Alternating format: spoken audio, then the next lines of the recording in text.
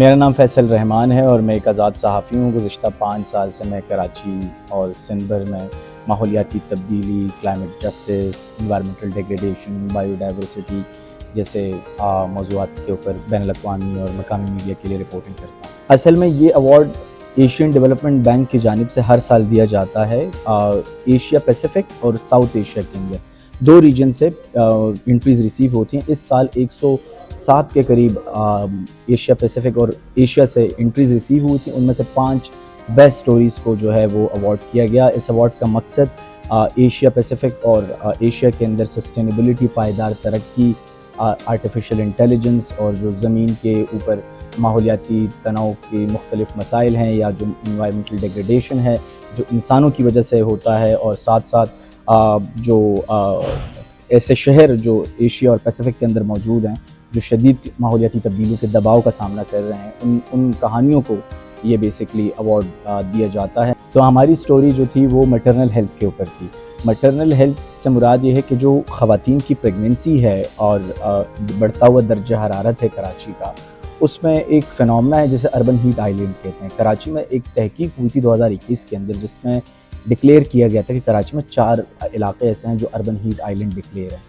اس میں سے ایک علاقہ لیاری ہے۔ ہم نے لیاری میں رپورٹنگ کی، لیاری کو اس لیے منتخب کیا رپورٹنگ کے لیے کیونکہ یہ کم آمدن والا علاقہ ہے۔ ان ساری چیزوں کو دیکھتے ہوئے جو خواتین کے اوپر اس کا امپیکٹ ہے، خاص طور پہ حاملہ خواتین کے اوپر، ہم نے ان میں سے تقریباً کوئی 24 یا 20 خواتین کو انٹرویو کیا۔ ان میں سے ہم نے سائز سیمپلنگ کی کوشش کی کہ ہم جان سکیں کہ ان کی سفرنگز کیا ہیں۔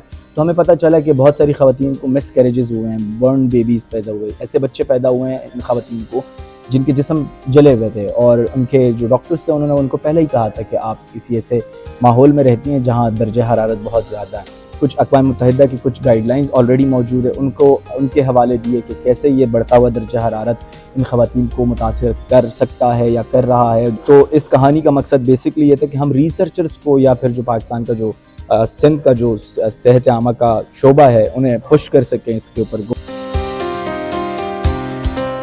ہم نے اپنی کہانی کے اندر یہ بھی بتانے کی کوشش کی ہے کہ اس کا ایک حل ہے، اور وہ حل خود صوبہ سندھ کی حکومت نے اربن ہیٹ آئیلینڈ جیسے علاقوں میں کراچی ایکشن پلان کے اندر خود بتایا کہ کولنگ سینٹرز ہونے چاہیے۔ اس میں دیکھا یہ جاتا ہے کہ آپ نے کتنی با اثر رپورٹنگ کی ہے، کتنے سائنسی حوالے دیے ہیں، کتنا ڈیٹا کا درست استعمال کیا ہے، اور اگر ڈیٹا یا تحقیق اویلیبل نہیں ہے تو آپ نے اپنی کہانی کو ثابت کرنے کے لیے، اس کو بیک کرنے کے لیے کیا طریقہ اختیار کیا۔